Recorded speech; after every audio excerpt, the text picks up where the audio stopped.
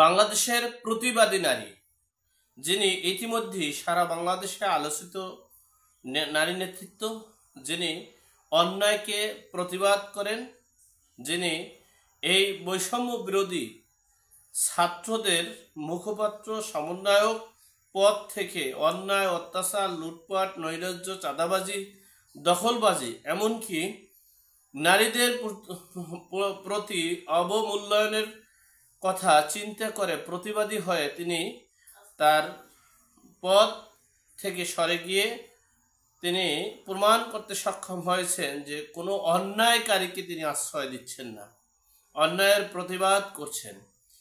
ইতিমধ্যে আপনারা দেখেন গত 15 বছরে শেখ হাসিনার শাসনামলে ছাত্রলীগরা সাহস পায়নি বিএনপির ভ্রাতৃত্ব সংগঠন ছাত্রদলকে নিষিদ্ধ করা, ছাত্রদলের কমিটি স্থগিত করা, মানে বাতিল করা পারেনি বলতে।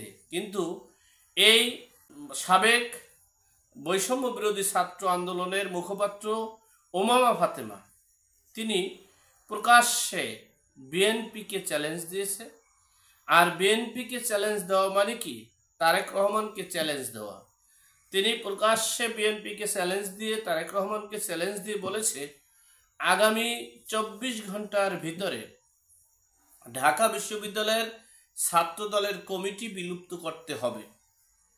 আর যদি বিলুপ্ত করা না হয় তাহলে আগামী 24 ঘন্টার শুধু আলটিমেটাম দিয়েছেন।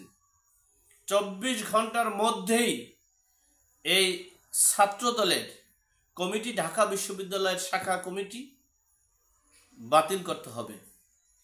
কলিজা এবং সাহস এবং সততা না থাকলে পৃথিবীর ইতিহাসে, বাংলাদেশের ইতিহাসে কোনো বামপন্থী নেত্রী এবং এই বৈষম্য বিরোধী ছাত্র আন্দোলনের সামনের সারির নেত্রী, অন্যায়ের প্রতিবাদী কণ্ঠ, অন্যায়ের প্রতিবাদী এই নেত্রী একমাত্র পেরেছেন বলতে যে অন্যায়ের প্রতিবাদ করতে যে বিএনপির ঢাকা বিশ্ববিদ্যালয় শাখার কমিটি আগামী 24 ঘন্টার ভিতরে বাতিল করতে হবে।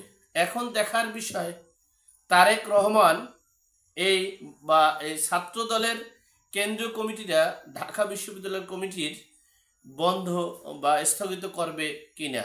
আপনারা কমেন্টসে বলবেন প্লিজ।